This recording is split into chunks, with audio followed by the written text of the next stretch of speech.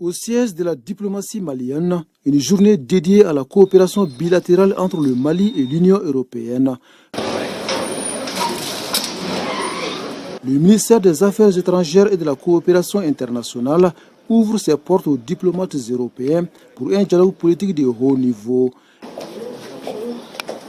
Un espace voulu par les deux parties pour débattre des questions essentielles telles la gouvernance, les réformes institutionnelles et la sécurité. Sur la question sécuritaire, le prochain rapport du secrétaire général des Nations Unies sur le Mali est très attendu par le gouvernement tout comme par l'Union européenne.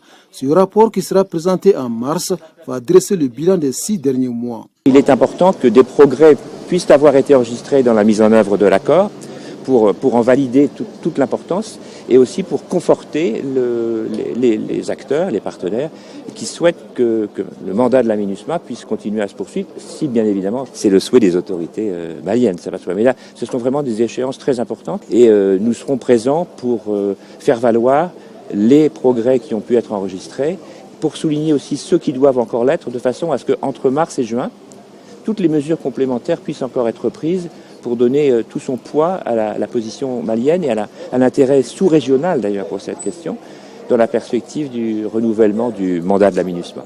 MINUSMA dont le mandat doit être renouvelé au mois de juin. Le Mali reconnaît et apprécie fortement les efforts de la mission onusienne dans la lutte contre le terrorisme. Des efforts qui doivent être confortés par l'opérationnalisation de la force du G5 Sahel. Le chef de la diplomatie malienne est bien dans son rôle en plaidant dans ce sens auprès de l'Union européenne.